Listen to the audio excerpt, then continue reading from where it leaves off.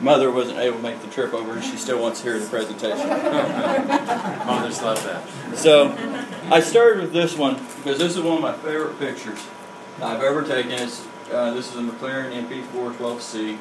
But what's great about this is I was commissioned to take it by the passenger, not the driver. This is his dream car. He's always dreamed of McLarens. He's always wanted a McLaren. He always wanted to experience the speed of a McLaren. For you that don't know what McLaren is, they're one of the elite cars in the world. There's almost nothing in the world like them. There's cars that are faster, there's cars that corner better, but there's a special moment in time when you ride in one or drive one. And he's the passenger here, and what he wanted was a picture that showed the speed, showed the environment that he was going to be in. He wanted that story. This actually hangs in his house as I think it's a 36 by something.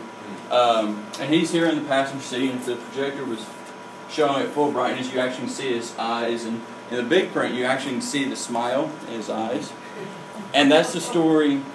Now, a lot of people will look at this and say, well, it's motion photography. You didn't give me anywhere to come from, didn't give me anywhere to go, but with a strong enough story, you don't need it.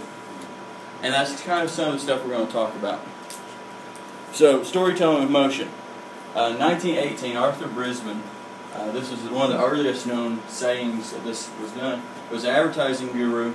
He published in a newspaper trying to get people to use pictures in their advertising. He said, use a picture, it's worth 1,000 words. Obviously, that's evolved to a picture's worth 1,000 words, which we've all known, been told dozens, if not thousands of times. But for me, if you have 1,000 words to tell a story, use them to tell a story worth experiencing. For example, I introduced motion to this beautiful 911 going across the finish line. If I had stopped this, it would have been a parked car on a track. It would have been a pretty car, but there wouldn't have been much story there. You know, you can go to the local dealership and see well, not that 911, but a 911 setting parked. You know, that's not a unique story. That doesn't tell the story of this guy winning this race, which I don't think he won that. But anyone that sees this picture, that's the story they get, or I get from it. So, the agenda, we're going to talk about me for a little bit because I'm a little conceited. We're going to talk about types of motion. We're going to talk about the elements of a short story. We're going to talk about some compositional concerns, not super technical. We're going to stay pretty layman with that conversation. Then we're going to do Q&A. This microphone picture, when I shoot concerts, the last picture I take before an artist goes on stage, if he has a real microphone on one of these lapels, is a picture of the microphone. This is a seedy downtown bar in Tulsa. You've got your stage light, and you've got the bar in the middle has this pyramid of liquor, and it's well lit. And this is what the artist sees from the stage. That's his story for the night. Because with the stage light, he's not really seeing the crowd unless they bring the house lights up. So that's always a picture I like to get for them, like I said, when they use a real mic. So about me, this is my dog. I'm standing here. I didn't figure you want an ugly picture of me on the screen. I'm kind of the reverse of the old saying, you want a beautiful picture, get a beautiful subject. If you want an ugly subject, get an ugly picture. So this is Ellie. She's half lab, half greyhound. She's 6 years old. And I figure a black dog on a black background on a black and white picture was the way to go. You can see a lot more detail there than there, and I apologize for that. So a little bit more about me. Like she said, I am the owner of What Design Photography. I'm the Director of Education at Tulsa Photog, which is the photographers of Tulsa Oklahoma Group. I'm one of the listed photographers for the Pittsburgh Vintage Grand Prix. I'm track photographer for both Tulsa and Jennifer Motocross. I'm a race photographer at Post Oak Lodge Challenge, which is the most insane cross-country race in Oklahoma. These guys come out on a Saturday, run a full marathon in the woods, up and down, hills like this that you've been driving up and down, and then they wake up Sunday and do a 50K. Yeah, so it's a little bit more of a marathon, 2 marathons in 2 days. I'm a contributing photographer at American Racer magazine. If you want to see more of my work, What Design Photography. If you have any questions when you get home that you think of, there's a contact me, send me an email, look me up on Facebook, send me a message. I'll answer any questions. The reason I list all this isn't to brag on myself. When I started in college, I had a microeconomics professor. He walked in the first day and started lecturing. And at the end of the class, he's like, why did you guys listen to me? He said, make sure your teachers are worth listening to before you let them teach you anything. So the next class we went over his portfolio, his history, and everything. He proved that he was worth listening to. He said a lot of your professors are professors because they couldn't make it in the financial world. They got the theory, they didn't get the practice. But to succeed, you have to have both the theory and the practice. So this is my theory. We're going to talk about my practice for the rest of the presentation. One question I always get is what gear do I use to make the images? This is a gear list for the pictures in here. The stuff in orange is what's currently still in my kit. And yes, I really did use a point and shoot for 2 of the pictures in this presentation. So types of motion. This is what I call primary motion, and we'll talk about that a little bit more, but this is Raymond Skills Fall. This is a lower fall, so it's a 3-tier fall in eastern Pennsylvania. I was up there for work. To me, waterfalls are about peace and serenity, so I blur them. I know that's not popular with all photographers, but it's my art, my story. So we really have 3 primary and then a secondary under frozen motion when we talk about motion. Primary motion, the majority of your image is showing motion. Like that McLaren, small portion of the image was sharp, the McLaren body. The wheels were blurred, the background was blurred. We were showing a lot of motion. We have secondary motion, where a small portion of the image is showing motion. I do this a lot with motocross, with the front tires. I do it with small waterfalls going through streams, small like stream waterfalls, where I want the surrounding. I just want the waterfall to add to the story. Frozen motion, which is most popular with landscapers, portrait, so forth. And then under frozen, a special category that I use a lot is implied motion.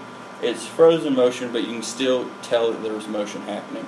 Use this like a lot of times models in studios with their hair all flying out.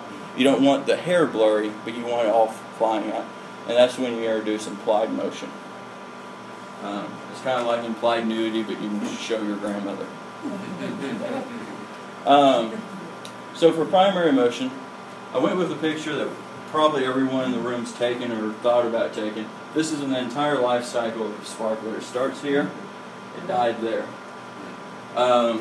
Generally for primary motion, you're going to use a longer shutter speed, either AI servo or one-shot autofocus modes, which I believe this is AFC and AFS for Nikon users.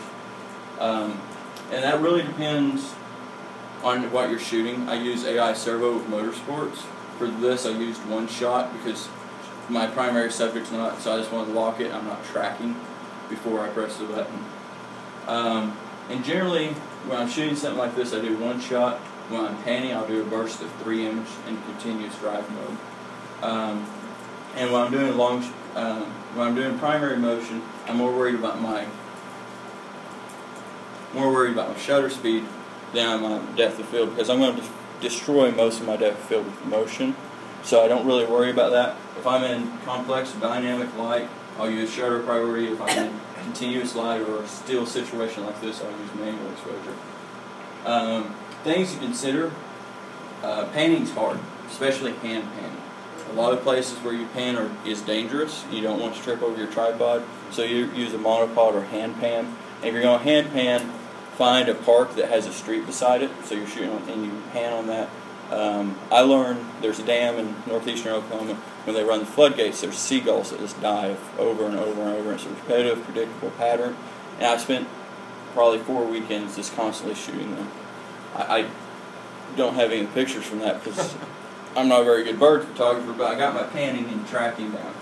And like I mentioned, one thing to consider is the environment's safe to include your tripod or monopod. When I shoot motocross, I'm that far from the track. It doesn't make sense for me to have something trip over if the kid or the rider messes up and comes off the track at me. Does your scene have consistent or dynamic light? And what I mean by dynamic light is, do you have shade here, brightness here, shade here, where you're going to be fighting your shutter speed and so forth. At that point is when I switch to shutter priority, and it's that way I control my ISO, so I know how much grain I'm going to have. I set my shutter, so I know how much blur I'm going to have. And I'm letting it control my aperture, let it do the heavy lifting there, so I can focus on the car or the biker or the motorcyclist. One thing to remember, if you're using a priority mode, play with your exposure compensation. because it's taking an average, or if you're using spot, you're going to have someone wearing white, which is going to blow everything out. So play with that and make sure you're getting the image that you're wanting in the story you want to tell. When panning, your shutter speed should be a function of both your focal length and your subject distance. The further your subject's away from you, in general, the more the subject is going to be sharp because it's a longer arc. So there's less distance change between you and the subject while the shutter's open. You can do some really tight wide angle, and actually the next slide's that. But when you go to a shorter lens, just like shooting a still object, you have to go to a shorter shutter speed to make that motion more apparent. And that covers that. So we will jump to the next slide. So this is an ultra wide. I was about 2 feet from this guy. He's in the woods. And I used primary motion because I wanted the speed of this guy. Mountain biking. This was a very technical course, so there was very few straights. Most of the photographers that shot this were in the corner. You know, the guy on the bars. And the guys wanted something different. So I said, well, you guys are fast and straight. Threw my 14mm on. I got the leaves, you can see the path, you can see the spin of the bike, but he's still perfectly sharp. And that tells the story of his speed, of the intensity of the race. And that's the story that he wanted told, not him frozen in a corner. Just a different paradigm from the traditional shot these guys are used to. So what is the shutter speed on a wide angle like this? Well, that one was shot at 1/30th of a second. Wow. Handheld. And I will be honest, about 50% of them went in the recycle bin. And then when I got done editing, another probably 25 went in the recycle bin. So on the previous one, what was your shutter speed? That one, that was about 1/60th, because he's going pretty good speed and I have pretty good distance. Just like introducing motion blur because you have a longer lens, same thing applies. You get more motion out of your longer lenses because magnification factor. This one I was commissioned.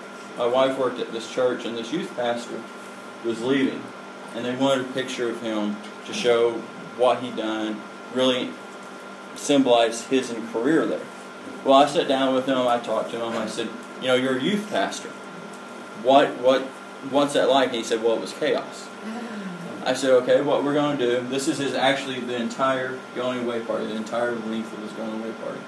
So I set my 14mm up in the corner, set him up, took a picture of him sharp. And then I went over in Magic Lantern, which is an add-on you can add to some of your Canons, and I did a time-lapse of the entire party. And then I used a star stacking time-lapse program called Star Stacks to stack it together to get all the chaos and all the movement, and then I composited him back in to get, you know, the chaos of the party, the chaos of basically what he'd done for the last 4 or 5 years, while still having him sharp, stand in the middle of it, you know, the pillar in the storm. So I do have quite a bit sharp, but the story is all the motion in this image. The frames were about 5 seconds. This was about 1/60th. So the frames of the people moving around the room. So as she mentioned, the first time I did this presentation, like laid it out, every picture was motorsports. Yeah, I probably might have one other motorsport person in the room. So I limited my motorsports. This, to me, has both primary and secondary motion. I've got this beautiful primary motion showing the speed of the blur of the track, the wheel spin, the car, and then I have this 911 in the back that's losing a little bit. If you haven't picked it up, I'm a Porsche fan. That's my dream car. For me, the theme of this story is victory. I gave them somewhere to go. This was shot about 1/200th of a second because they're going so fast. You don't have to completely destroy your background to get the motion of the story you're trying to tell. A lot of people, when they shoot this type of image, they'll push down like 1/60th and 1/30, where 1/200th will work. You know, they'll get more blur. It'll be a lot more artistic. They're going to throw 4 or 5 times as many away as I do. So the trick is to find the balance. But by locking on and panning at the speed of this car and allowing this car in the background to blur a little bit, not only did I get this car sharp, I got the image of that car passing the other car. I got that effect because you can see the difference in their speed. The primary motion gives you this overall sense of speed, and the secondary motion of that back Porsche allows you to see the theme of victory, which is what I was going for in this image. And actually, that was like the second time that 220 had passed that guy, so it was definitely a victory. Then we go into secondary motion, where I basically have this Porsche and that, I think that's also Porsche, froze on the track. But I still have a little wheel spin here, so you can still see that I have motion. The car's not parked, it's still moving. Is this I haven't destroyed the background, because I have this beautiful elevation change, and I have this corner back here to tell the story of the track they're on. It extends the story beyond this, the motion that I needed. This really varies, depends on the speed of the vehicle. This was actually shot about 1/640th of a second. Because the wheels are moving obviously a lot faster in the car. When I shoot motocross, it's about 1/400th. We'll talk more on each image. So for secondary motion, you just kind of got to get in sync with the speed of what you're shooting. Normally when I shoot motorsports, I'm using AI Servo, which is AFC on Nikon. Yes. And then like if I'm shooting a waterfall, which we'll look at here in a second, I'm doing one shot. I don't need it jumping around or splashes off the waterfall messing with my autofocus system. Shutter priority or aperture priority, depending on the light and how much you want to freeze.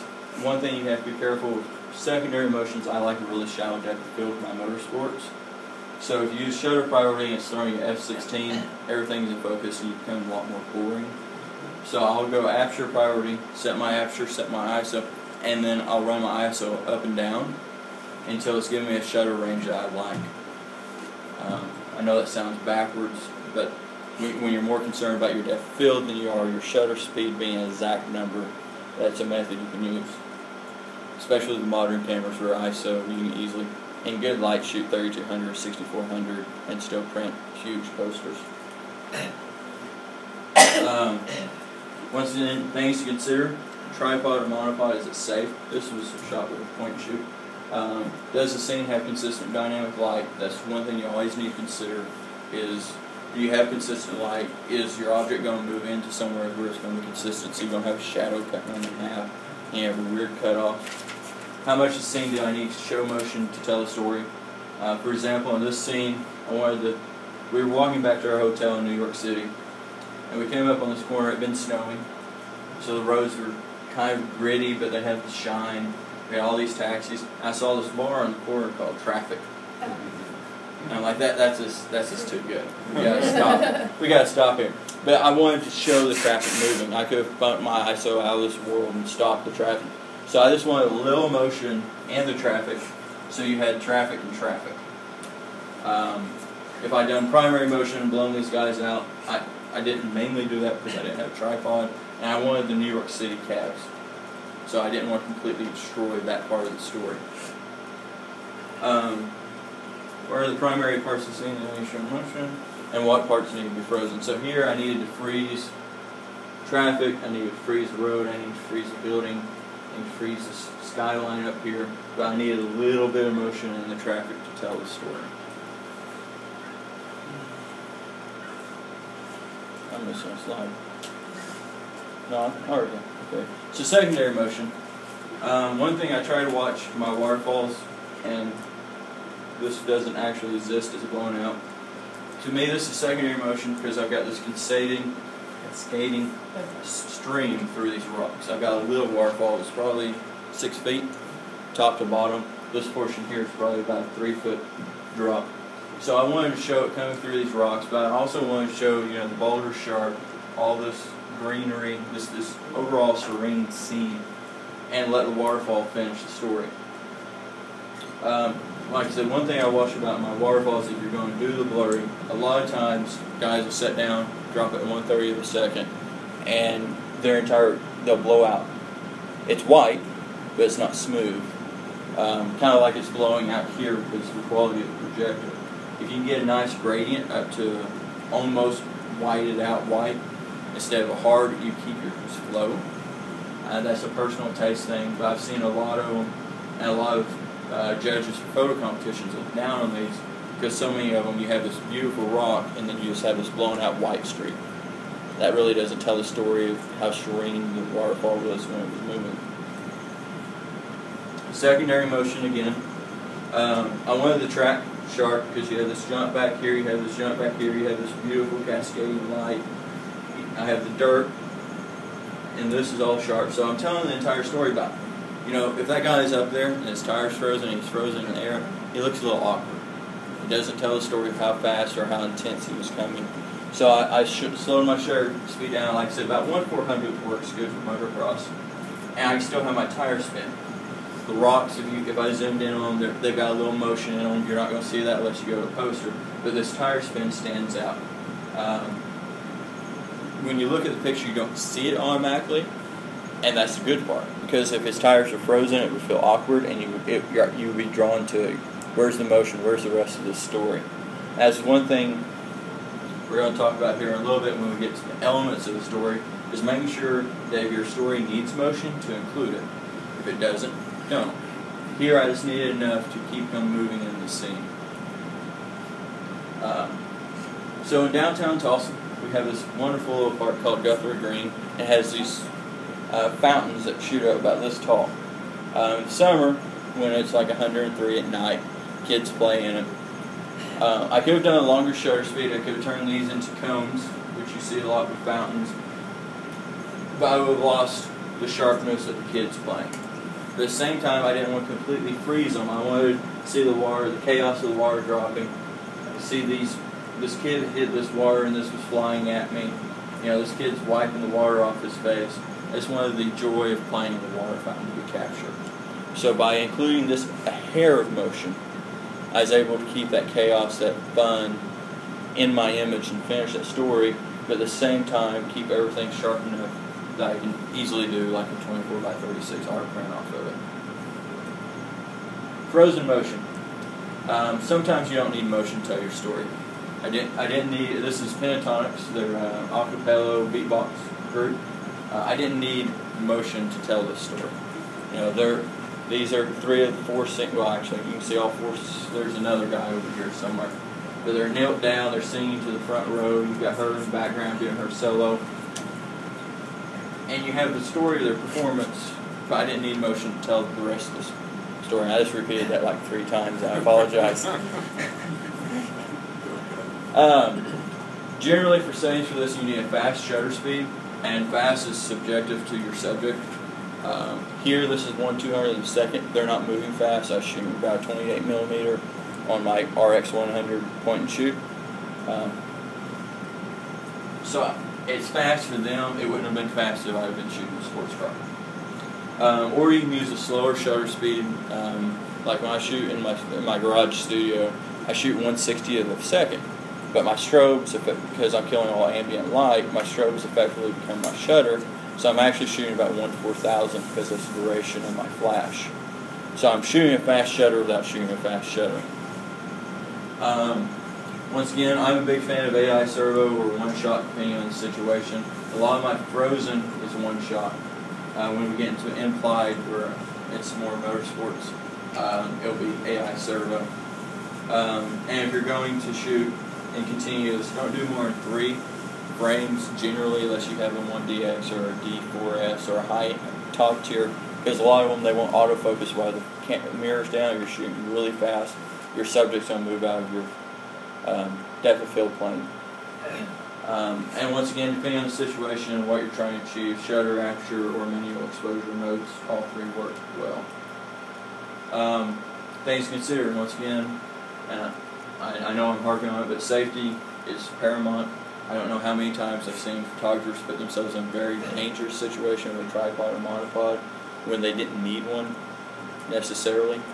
On smaller amateur level tracks, tripods and monopods can be very dangerous. Small baseball fields, kids knock them over and destroy your camera. Pro level racetracks, where you have a good wall between you and good fence and so forth, it becomes a lot more safe to use that type of gear. Once again, what kind of light do you have? You always need to be considering looking for quality light, at least consistent light, or if your light's being dynamic, set your camera up in a way to consistently capture through that dynamic change. If I'm eliminating motion, is the setting strong enough to tell the story? Here, I've got this guy. He's locked in. The Christmas tree, which is the light at the drag strip, is about to turn green. He's all into it. You've got a little bit of a crowd. You've got a little wall in the background. To me, I didn't need any emotion to tell the story of a guy that's about to win a race. He's locked in. You get that intensity without that. Sometimes you need the motion, but generally for a shot like this, or a portrait or a live landscapes, you don't need the motion to tell the story. There are a couple of examples of that. This comes back to, if I'm going to eliminate the motion, am I going to do it with a studio strobe, like I mentioned, or am I going to run my shutter up and use ambient light to do so? So this was shot in the studio. This is actually a workshop. Probably one of the best lighting workshops I've ever been to, because the guy, he gave his introduction, he turned around and said, there's a pile of lights and there's 6 beautiful models, figure it out. I'll be around to help. You didn't show up, you didn't have the workstations already set up, it was this, experiment and I'll help you evolve. This model, because of how her hair's cut and her tattoos and the jumper that she has on, everyone that shot her at night shot really tight, and they shot lots of moody, kind of attitude lighting on her. And it was at the end of the night, I'm like, I want a really broad, flirty light, I said. And as an ugly guy, I'm used to beautiful women ignoring me. So I said, while I'm setting up, I just want you to kick back, get comfortable, and just look away like you're too good for this shoot. But I want this kind of like an ornery smile at the same time, kind of, because we're going with a broad, flirty light. And that's what she gave me. I gave her somewhere in the frame to look, so we have a story of her looking off. So you have that story, and you may interpret it a different way, but at the same time, because I have her looking off, she's not looking at the camera, she's not directly engaging, you're getting the same general story that I was trying to tell, especially now that I've told you why I wanted you. I'm not a landscaper by any means. This is the best landscape I've ever taken, so I had to put it in here. This is at my mother and father-in-law's, and they have this beautiful field and then these clouds.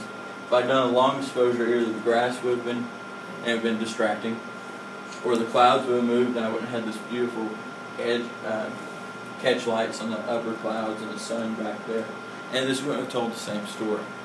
It would have told a story, but it wasn't the story I wanted. So in that case, freezing the motion made more sense. I dabble in macro, and I always wanted to photograph, do a focus stack of a bee. Well, I went out but I love honeybees, so I can't make myself to kill them. For photography, I have a moral, ethical reason against that. Not that I'm anti-killing bugs in general. For photography, honeybees, they're special for me. And I walked out on my back porch last spring, and we had a cold snap, and this guy was laying on the back porch. And so I scoop him up on my white poster board, I bring him in, I get my lights set up, and I'm working on my stack, and he sticks his tongue out. That was the first clue we were about to have trouble. And I'm going through my stack, I'm like, is he moving, or is that like a dad reflex? And his back leg's moving. I'm like, okay. So I threw it in the middle, the focal plane through the middle of him, went to F16, took the picture, looked down, looked up, and he's buzzing. He chased me around the house for the next 15 minutes. But to me, the point of this picture, this story here, is his tongue, all the fuzziness of him. If I'd done a long exposure, especially with him starting to reanimate, he would have been soft. We wouldn't have had all that fine detail in the image. So that's the reason I went with a frozen image there. Implied motion. Earlier I showed you a motocross picture, and I said if his wheels weren't spinning, it would have felt odd because he was up in the air a little bit. Well, here, with implied motion, because we have so much spray here, and he was coming around the corner so fast, I sacrificed the wheel motion because I felt the story was being told by that dust spray. It felt like when you saw that image, you would know he was going fast. It came in the corner, went fast, hit hard. You can see his intensity leading out here. So, to me, the story of this image is a rider that hit the corner hard, that came out in good shape. He's got his line picked out, and he's going to finish the race well. This is the Kansas City Zoo. I love zoos. This poor giraffe, we came around the corner, this tree probably went way over here. I mean, it was a huge tree. And, you know, it had a full arc over here. You come over, and it was a straight drop. You could tell exactly how long the giraffe's neck was. And he spent probably 15 minutes trying to get that leaf. But if I would have included motion, the blur of the tongue, it would have took away from my story. I would, you know, with his tongue out, you know his tongue's out, you know his tongue's moving. He's reaching, trying to get it. So I didn't actually need to include the motion to imply the motion that was happening. This is Anna, and you really can't see it here, but her hair is flapping in the breeze. I wanted this really intense look on her face, and I wanted her beautiful hair is about here, just kind of floating in the air, showing how light and beautiful it was. So if I had shown it and it was flipping, it would have been blurry and it would have took away from the story. But by freezing it and applying that it was flipping, you still get that sensation, that emotion from it, without destroying the image. Elements of a story. This, once again, obviously I'm a 9/11 guy. This is Kansas Motor Speedway. You know, you have the finish line here, you got the speedway, so you know where you're at. You've got an overall, he's got somewhere to go. Overall, great story of this guy winning the race. Elements of story. You have to have a setting or environment that you're going to use to tell your story. Even if it's a white background that you're using to eliminate isolate your subject, that's still your setting. Character, which is the primary subject of the story of the image, or the story in the image. I forgot to take part of that out. I apologize, Bernie. But that's obviously your primary character. In the earlier picture where we had two cars, we had the 220 was the primary character, and then you had the car in the background was part of your setting. It was part of what was telling the story. Interaction is how your subject's connected to the setting.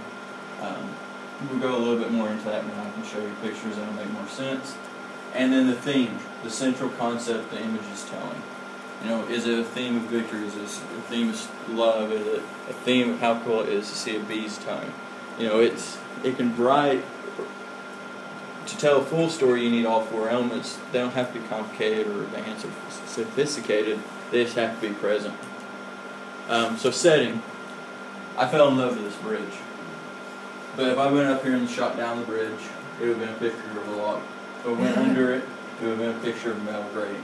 It wouldn't have told the story of this bridge over this small waterfall, which is downstream from this huge waterfall. That they modified this boulder and built a brick wall, and then you had the trees starting to grow back in from construction. So the setting, this is my character. It's inanimate, it's not going to move. I use secondary motion to tell part of the story. And then my setting's all this rock and trees and stuff around that. This is another one. This is Allie, and she's got a city girl vibe, and she wanted kind of a contrasting feel for her portraits. So I said, well, get your city girl stuff on and we'll go play in the country. So I've got her in this off-the-shoulder, very chic outfit, and then I've got her with some fall color coming in, the trees and the rocks and stuff. So the setting here was used to tell the contrast. That was the contrast between her lifestyle, and she actually does quite a bit of hiking and stuff. So it's kind of the contrast between her two lifestyles. Character, obviously this is our character. In the beautiful rolling hills that we have 3 of in northeastern Oklahoma. She's interacting with our scene because she's playing with the grass. She has plenty of room to look off on too. So this is probably my favorite picture that I took in 2014. We went to the Tomb of Unknown. It was raining. It was supposed to rain, so I had my rain sleeve on. It's my first time ever going, and I thought they'd do the change of the guard in the middle. And they didn't, but I was stuck in the middle, there's a huge crowd. And then while they were doing gun inspection, the soldier walked over and stopped. He's looking over the tomb, which is part of my setting. I've got these beautifully trimmed trees. Off in the distance, you can see Washington Mall. And for me, this character is the American soldier. If I had his face, it would have completely changed the dynamic of the story because it would have been about that soldier. But this is a man doing his duty for his country no matter what. And that's that story, and he's definitely a primary character. My favorite part of this is, if you'll notice, the bayonet's coming perfectly on the top of his head. If you follow this bayonet, you can follow the seam all the way down. It's a picture of his perfection, the perfection of the American military, and what they do, especially at the Tomb of the Unknown. So interaction. This is another implied motion, because if I would have not done an implied motion, I wouldn't have a phoenix there, and a wolf head there, and a hooded character there. It would have all been blurred. It would have took away from freezing the intensity of the motion. I don't need primary or secondary motion, because obviously he's interacting with the scene with speed and intensity to create that dusk point. The setting, which actually worked out well, is a combination of triangles and leading lines that bring you continuously back into him. So you have the setting of the trap with all the leading lines and triangles to finish your story. You have the great interaction between him, and you have the theme of intensity, speed, chaos. So I bought a 100-400 Mark II, and it was snowing, and it sat on the shelf the first weekend. The second weekend, it wasn't going to sit on the shelf anymore. I had to go do something. So I threw a rain sleeve on it, and we went to the local zoo. They had 8-ish eagles in recovery. And I was walking by, and we had this nice, gentle snow. And he turns to walk up the log. I'd never seen an eagle walk before. I'm sure birders, it's not that unusual of an occasion, but for me, it was. And so for me, he's using his wings, which shows that he's starting to rehabilitate. He's interacting with this log, obviously, because he's walking up with it, and he's locked in where he's about to step. So we have this beautiful setting, the snow and the limbs and gently coming down. And using that interaction between the log and the eagle told the story. If he wouldn't have been walking, if he had not been interacting with that log, it would have just been another picture of an eagle sitting on a log that everyone else that came through the zoo that day took. But with the walking, it gives interaction, it gives motion without, because he's going to finish the step, so this is actually implied motion. It gives you motion without destroying the sharpness of the eagle. Theme. This is the Pittsburgh Vintage Grand Prix. These are multi-million-dollar original cars. Almost no replicas are allowed in. There's one class. They're kind of replicas. They're original parts, but they're not from all from the same cars. It was raining. It was torrential downpour, so you have multi-million-dollar cars racing on city streets. These are real city streets in the rain. You see some spray here. You see a lot better on the monitor. So that's part of the theme. They're in this park. They've got the trees. They've got the sidewalk, and the street lines, which prove that it's a street course. You've got the rain coming off of that, and you've got this guy winning.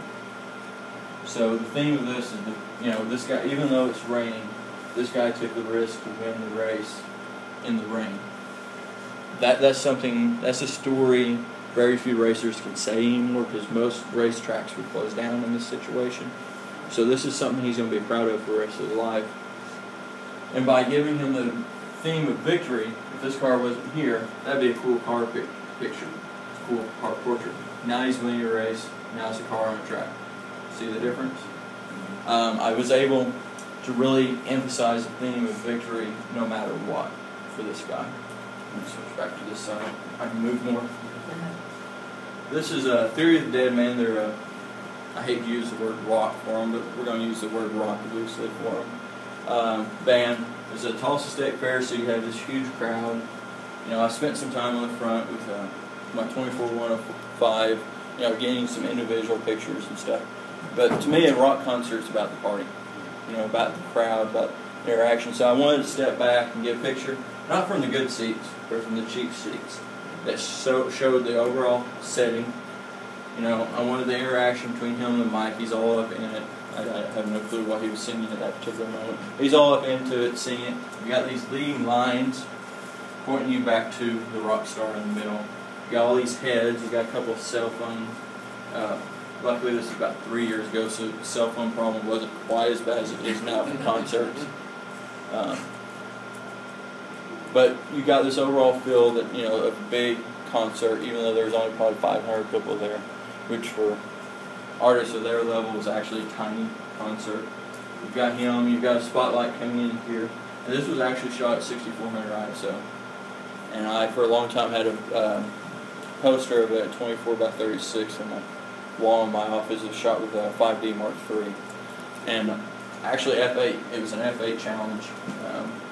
I wanted to see if I could shoot concert photography at an insane ISO at F8. And I guess I can. So composition.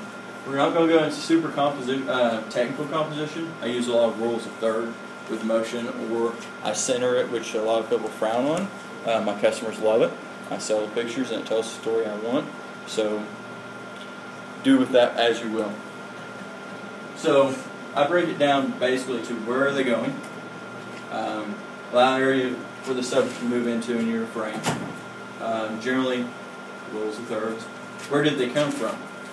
A lot of times, the more interesting picture of where something's moving is behind it. You know, this came out of a corner, this jumped something, he this left home plate, he whatever. Allow area behind the subject to show where they came from. So once again, rule of thirds. And know where to go. When the above don't quite work for whatever reason, or you need to tell where they're coming from, where they went. So like with the kid that was sliding the floor with all the leading lines, I needed the chaos behind him to tell the story, but I needed somewhere for him to go at the same time, so it didn't become awkward. So where are they going? I left room in this side of the frame because she's going to continue around her corner. I've got her leaning. I got the intensity between them leading you into the space. She has room this way and this way to complete her story. She has room. I shot this with you. Where's he going? He's got room in this frame, both coming this way and this way, which didn't limit his, he's obviously going fast, he's obviously leaning way over, he's obviously main corner, that's primary motion because I've got all that blur, but I still gave him somewhere to go. And if possible, I like to have strong eye contact with where they're going. That this really connects and finishes the story. A lot of times, motorsports, you have too much helmet, or they have polarizing filters or whatever, and you can't see through it. But whenever possible, if you can get the eye contact with where they're going, it adds a whole bunch of intensity to what they're doing. Where did they come from? Well, I have these beautiful clouds. I have this kid jumping. I could have came over here and shot with him leaving the ground, but I wanted to show this. In Oklahoma, this jump that he just did is about that tall. And he was practicing, he was hammering every time, the highest I've ever seen him jump. But I wanted to show, he came from here and he went there. Jump shots are a dime a dozen in motocross world. And I just wanted something that showed off the clouds and him doing the jump and how high he is on this little bitty course. One thing I'm going to go ahead and throw in on setting, I don't know how many people told me to take that pole out. One thing to consider before you take anything out of the scene, was it there? Yes. Is it part of the story of what was actually happening? Yes, that racetrack, they run those lights at night. So it's actually part of the story of the track that he was at. So I leave them. I try not to have it growing through him, obviously, use angles to avoid that. But it's part of the setting, it's part of the scene, it's part of the true story. You can manipulate the story to say the kid's winning when he's not, with so forth, but really you need to keep your scene, in my opinion, as true as possible. So when they're telling a story to their grandkids with your picture, they're telling their grandkids, when we raced at night, those lights were on. Once again, where did he come from? Well, since he's sliding here, and I have dirt in the air here, I'm going to say he came from over there. If I shot from here, him coming into this, it would have shown how long he'd been sliding. So here, the story to me is what's behind him, not what's in front of him. In front of him, he's about to break out of that and go into a straightaway. I know, just because I know that track. And it was about to become a boring picture. Nowhere to go. This once again is the Pittsburgh race. You can't see it, but there's water raining here. And there's water in the air. And then you have this beautiful, I think it's a 356, they call them bathtub Porsches. They're uniform. Anyways, But he really doesn't need anywhere to go because you have this beautiful country road. And you can see the green trees in the background over there. And he's got his headlights on, he's got the water running over him. It's a strong enough scene. He doesn't need anywhere to go, he doesn't need anywhere to come from, because it's really a car portrait of this beautiful car on a country road. Here, this was a mistake. I'll be 100% honest about it. I had 300mm mounted on, and as he was coming around, I ran out of scene. And I got home, I went to delete it, I'm like, I don't need him anywhere to go. Because I've got all this motion from the tire wall, and the stands in the background, and here. Now, would it have been nice to have a little in front of him? Yes. It would have told a different story, though. This story is purely about the speed of this car. It's not about him winning, it's not about him racing, it's about how fast that car is. Now, this picture, me and my wife had a fight about not putting in the presentation, because we disagree. To me, the kid has nowhere to go. He can't go forward because he has his hand from the passenger. He can't go backwards because the hand's holding his arm. So, in my opinion, he has nowhere to go. He does have somewhere behind him, somewhere in front of him, so technically you could argue either one, but to me, he doesn't. A little background story. I went 2 years ago, I'm going back this fall to Haiti. Friend of the family funds several orphanages, and I go and when he does like donor parties and so forth. A lot of the images he was getting, it was either horrific that our media shows us of kids playing in sewage, or the resorts. The resorts are showing you to get you come down. And he wanted real Haiti. He wanted everyday, normal scenes. This was a school literally above the clouds at the end of the road in the mountains in Haiti. Yeah, standing from the edge of it, you looked over to Lake Azure and then into the Dominican Republic. Probably the most beautiful place in the world and one of the poorest places in the world. And this little kid didn't want to be part of the group shot. He wanted to be the shot. And that's the reason you have all these faces. They're waiting for him to be part of the group shot.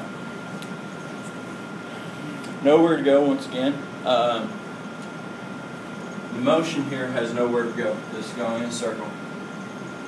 It's never going to go that way because star trails are pretty much made stationary around the northern star. This is my father's farm truck. It's a lot better lit, I promise. I apologize for the projector one more time. He wanted a picture of this truck. He's very proud of this truck. He hauls watermelons and all kinds of stuff in it. And I shot in front of an old barn. I shot it in a country road. I shot it near a highway. I just couldn't get... I wanted some of the essence of my father in the image. And I can remember going coon hunting with my father and staying up all night. And I just started exploring star trails. This was 2.5 hours.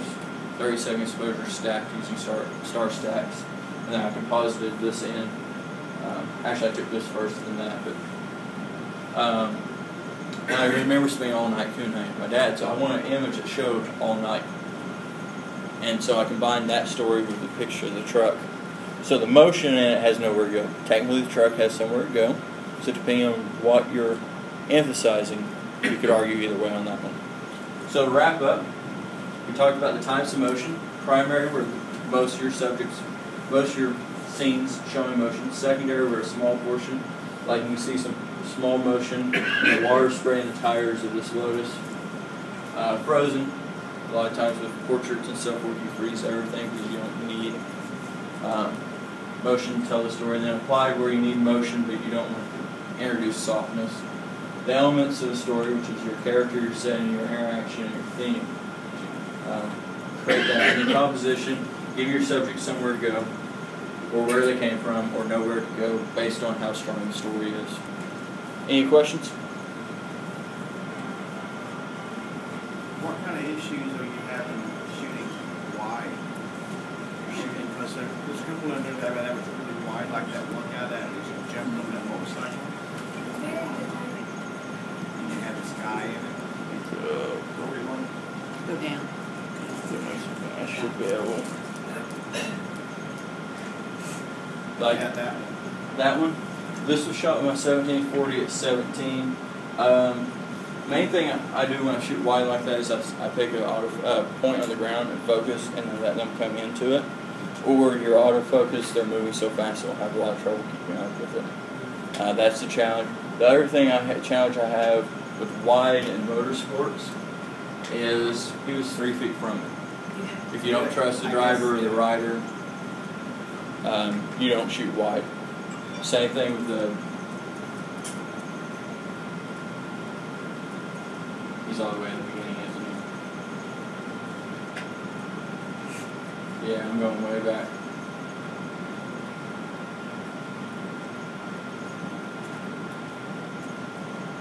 Same thing with him. This was the third year we shot this race. They were used to us being in the woods.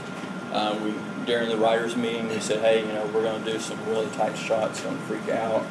We wore orange vests so they would see us as they were coming up. When you're interacting with someone that's going fast, it's important they can see you. But at the same time, it's important that you don't wear like green, red, or yellow, because most races have flaggers, and if they see red, they'll think you're shutting down the race because they just catch it in the corner of their eye, and that can cause issues. But yeah, the main thing is either you really have to trust your subject if you're going to shoot this close and this wide. Racing of various kinds, especially motor racing, involves accidents. What's your take on photographing accidents? My take on photographing accidents, I delete it as soon as the driver gets up. I don't delete it until I know the driver's safe and sound. It may be a week before I know that, but as soon as I know they're safe and sound, I don't tell stories of defeat and failure. The reason I don't delete them until I know they're safe and sound, I don't want to delete the last picture I ever took of someone. But no, I don't shoot NASCAR where the only entertaining thing is the wreck. So. What you see on TV. Yeah, but I mean, generally I focus on amateur level motorsports because they're a lot more fun. You get to see people grow, and you get to interact with the drivers a lot more than if you shoot NASCAR or Formula 1. Now, I'm not saying I won't shoot Formula 1. I'm just saying in general I chase amateur more than I chase pro races for that reason. Have you ever been to the Indy 500? I have not. It's on my to-do list. It's very high up. Indy 500, Lone Star Le Mans, Sebring Le Mans, and then Formula 1 in Austin are my 4 American races. Just to kind of comment, I'm surprised how slow the shutter speed you use many times. You have a very steady hand. You shoot this guy panning at 30 if you capture him that crisp. Yeah, the main thing to remember, and I tell this to a lot of people in our photography club, is this is a collection of 49 images from 9 years. There's 100 deleted photos, not necessarily from this race, but there was 100 deleted photos before I was good enough to pan that. Probably actually thousands, but per successful image, it's not a skill you learn overnight. It's something you're going to fail out a lot. I still fail a lot. My keep rate's a lot higher. I was actually really proud of my last race. I had 70% keep rate, which was unheard of. But it was a smaller race, I think part of it, the new 100-400 has a great image stabilization for panning. There's arguments both sides about image stabilization, but as far as panning, it takes a lot of the vibration out of you for panning. Are you shooting faster in order to keep your... Or are you just getting better at shooting slow? One thing I do, and I'm very careful about this, is a photographer that day standing beside me was shooting 1/30th of a second. I didn't need that background completely destroyed to tell the intensity of that speed. I shot either 1/200 or 1/250th. I think that was 1/200. Because I still have my primary motion, I'm still telling my story, and my keep rate goes from 5% to 50%. So you just have to match your shutter speed to the intensity and the speed of your subject. And also the distance. Like here, I'd shoot really slow because the wider you are, the harder it is to show apparent motion in your image. That's the reason if I was taking a portrait of Sharon with this, which would be a horrible portrait because we distorted it all to get out. Not because it was Sharon. Yeah. I could shoot 1/15th of a second because it's a 14mm lens. Versus where if I shot with my 200mm, I would need to shoot at least 1/200th to remove my motion out of it. It works the same way with showing motion in your image. So you know how fast that mountain bike moves. You're shooting at 1/200. This mountain bike was 1/30th of a second because he's slower and I'm using a shorter focal and I'm closer. so get the apparent speed. Plus, he's not moving that fast. Right. I mean, he's moving a lot faster than I can move, but he's not, compared to a 911 or a McLaren, he's not moving that fast. In learning this skill, you talked about tripod and handheld. If you're just starting to learn this skill, is it better to start handheld or with a tripod be a good idea? What depends on what you're primarily going to shoot. Cars driving. If you're going to primarily shoot cars and you're not going to have press passes of Formula One and Le Mans and NASCAR, I've actually been practicing this skill. I would recommend hand holding, because a lot of the tracks it's too dangerous. It's not too dangerous because guys still do it and live through it. But in my opinion, if you have to run from a car that's slipping, if you have 3 legs, that's 3 more things that's going to trip you. But in let's say a safe environment. In a safe environment, I think if you can get hand holding down, you can get it down on a tripod. Because all a tripod's doing is taking some of the up and down motion out for you. So. But you could go out and practice just on the highway or the Yeah. streets. Well, don't do the highway because it's against the law down the side of the highway in Oklahoma. It's a safety hazard. But you go like in Tulsa, I go to Woodward Park. Oh, wow. I mainly go to Woodward Park because for you that haven't been to Tulsa, that's a really nice neighborhood in Tulsa. So I'm getting to practice painting on Porsches and Mercedes instead of Geo Metros. That's just a snob. And any other questions? Okay, thank you guys for coming. Like I said, if you do think of any more questions, walkdesignphotography.com. You can find us on Facebook, send me a message. I'm more than happy to answer. It's very nice. Thank you. I'm impressed with a lot.